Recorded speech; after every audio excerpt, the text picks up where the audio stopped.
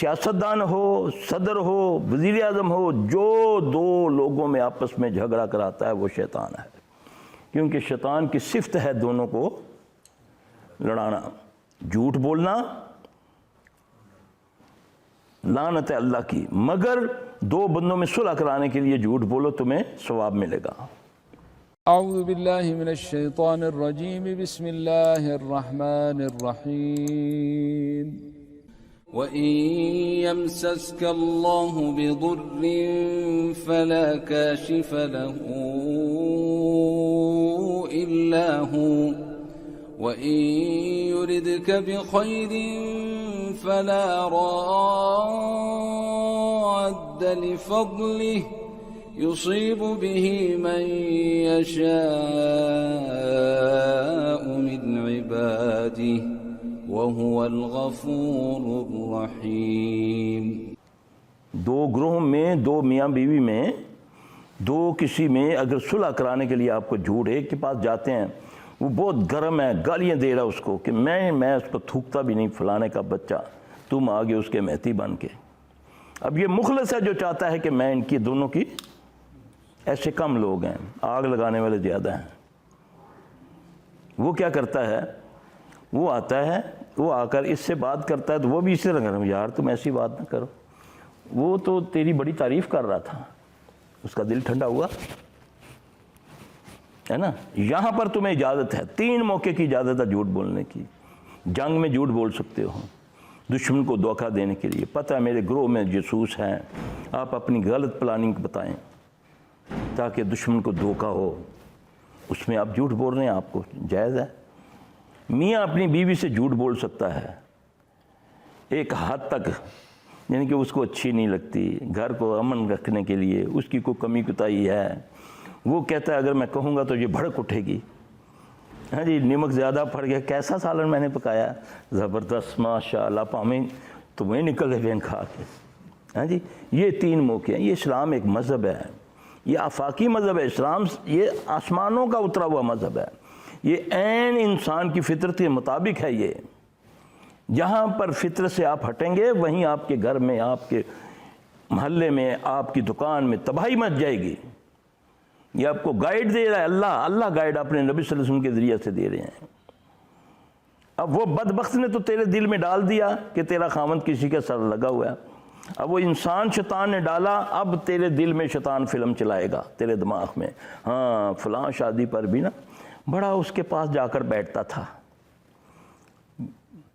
25 سال پرانی بات اس کو یاد کرا رہا ہے، اس سے وہ کیا ہوگا، مائنڈلی اپسیٹ ہو جائے گی۔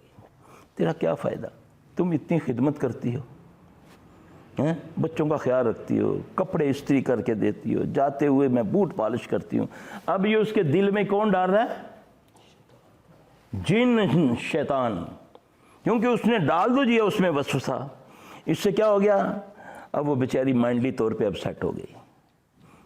یہ میں ایک صرف سمجھانے کے لیے مثال دے رہا ہوں، ایسی بہت ساری مثالیں ہیں، کاروباروں میں بھی، ہر چیز میں یہ اپنا اثر، یہ تمہارے پیدائش سے پہلے تمہارے میں حصہ ڈال دیتا ہے، تمہارے نطفے میں حصہ ڈال دیتا ہے۔ یہ تو نبی صلی اللہ علیہ وسلم نے تبھی تو دعا بتائی ہے کہ جب بیویوں کے پاس جاؤ تو یہ دعا پڑھ لیا کرو، ورنہ یہ بھی بےوتی کرتا ہے بلکہ سبقت لے جاتا ہے۔ یہ حدیث ہے، دعا ہے نا، جسمانی ضرورت کی دعا ہے کہ نہیں، نبی صلی اللہ علیہ وسلم نے بتائی ہے کہ نہیں، ہمیں ٹوائلٹ میں جانے کی دعا بتائی ہے کہ نہیں، وہاں کیا ہوتا ہے ٹوائلٹ میں، ہاں جی کبھی دیکھا نہیں نا، کیوں کیا فرمایا، کیا کرو جا کر، طریقہ بتایا نا کہ الٹا قدم پہلے ڈالو، جانے سے پہلے دعا پڑھو، اللہم انی اعوذ بک من الخبث والخبائث، اے اللہ میں تیری پناہ میں آیا، میں تیری پناہ میں آیا، پلیت جنوں، جننیوں سے اس کا مطلب ہے پاک بھی ہوتے ہیں جن، سارے گندے نہیں ہوتے، سارے جن شیطان نہیں ہوتے، جیسے سارے انسان شیطان نہیں ہوتے، یہ جبلت ہے۔ پہلے شیطان کو سمجھو، دشمن کو سمجھیں گے تو دشمن کا مقابلہ کر سکیں گے۔ تو دشمن کے بارے میں سمجھانے والا کون ہوگا آپ کو، اللہ، جس نے شیطان کو بنایا، اور کس ذریعہ سے، محمد صلی اللہ علیہ وسلم کے ذریعہ سے، تمہیں ہر وہ چیز بتا دی جہاں سے یہ تم پر وار کرتا ہے۔ اس میں قرآن میں اللہ نے اس کے لفظ نقل کیے ہیں کہ میرے بندوں پر تیرا زور نہیں چلے گا۔ اللہ کہتا ہے نا قرآن میں انہو لیس لہ سلطان علی الذین آمنوا وعلی ربہم یتوکلون، یہ تو اللہ کہہ رہا ہے اس کا زور ان پر نہیں چلتا جو اللہ پر ایمان لاتے ہیں اور توکل رکھتے ہیں۔ میری تو توکل تو اسباب کے اوپر ہے، ساری توکل اسباب کے اوپر ہے، دوست کے اوپر ہے۔ توکل اللہ پر کرو، توکل یہی ہے کہ اسباب توکل کے بعد پیدا کرتا ہے اللہ، لیکن توکل پہلے اللہ پر۔ اللہ میرا یہ کام کر دے گا انشاءاللہ، دعا مانگوں گا، 2 نفل پڑھوں گا، اسباب ہوگے نا، کیا نا میں نے جو میرے بس میں تھا۔ ایک صحابی واقعہ لکھتے ہیں کہ میں تاجر تھا تو میں اپنے مال اسباب کے ساتھ میں گزر رہا تھا، وہاں ایک ڈاکو آیا اس نے آ کے مجھے پکڑا، اس نے بولا کہ اپنا سارا مال اسباب مجھے دے دو۔ ابو معلق اس کا نام تھا صحابی کا، معلق اس طرح کا نام ہے، میرے ذہن سے نکل گیا۔ دیکھیں یہ ایک طریقہ بتا رہے ہیں قیامت تک کے لیے، یہ تربیت یافتہ تھے محمد صلی اللہ علیہ وسلم کے۔ وہ ڈاکو کہتا ہے تیرا مال سارا میں نے قبضے میں لے لیا، اب میں تجھے قتل بھی کروں گا۔ اس نے بولا مال لے لیا تو مجھے قتل کیوں کرے گا؟ اس نے بولا میری فطرت ہے، میں قتل کرتا ہوں، جب لوٹتا ہوں تو میں قتل کر دیتا ہوں۔ انہوں نے بولا اچھا پھر ایسا کرو، مجھے نفل تو پڑھنے دو، میں اپنے اللہ سے اپنے گناہوں کی معافی تو مانگ لوں۔ اس نے بولا کر۔ صحیح حدیث ہے، یہ قصہ نہیں سنا رہا جہاں مجھے خواب شاب نہیں آیا، نہ میرے کسی بڑے کو خواب آیا، حدیث ہے یہ۔ اب وہ نوافل شروع کرتے ہیں، نوافل شروع کرتے ہیں۔ ایک دعا ہے، بڑی لمبی دعا ہے، اتنی بھی لمبی نہیں، بندہ یاد کرے تو ہو جاتی ہے۔ وہ پڑھتے ہیں، ابھی وہ آخری سجدے میں تھے، 4 رکعتیں وہ پڑھتے ہیں۔ جب وہ دعا پڑھتے ہیں تو کیا دیکھتے ہیں کہ ایک سوار آتا ہے، منہ سر اس نے اپنا لپیٹا ہوا ہے، نیزہ اس کے ہے اس جگہ بغلوں میں یا پتہ نہیں گردن کے ایسے دبایا ہوا ہے۔ وہ آتا ہے سیدھا اس ڈاکو کو قتل کرتا ہے، ڈاکو کو قتل کر دیتا ہے۔ یہ جب فارغ ہوتے ہیں تو اس سے پوچھتے ہیں اے مہربان، اے میرے محسن، تو کون ہے؟ یہ میں اسلام کی توکل کی بات بتا رہا ہوں۔ اسباب جو تھے اس نے جان بچانے کے لیے دے دیے، اس کو مال دے دیا، لیکن پھر بھی وہ بضد ہے۔ اب آخری کیا رہ گیا تھا؟ اللہ کی مدد، اس کا یقین تھا۔ اب اس سے پوچھا جاتا ہے کہ تو کون ہے میرے مہربان، میرے محسن؟ تو وہ کہنے لگا کہ جب تو نے یہ الفاظ پڑھے تو اب میرے ذہن میں اس آسمان کا درجہ نکل گیا ہے، پتن چوتھا کہ کتنا آسمان کا۔ اس نے بولا کہ میں وہاں کا فرشتہ ہوں۔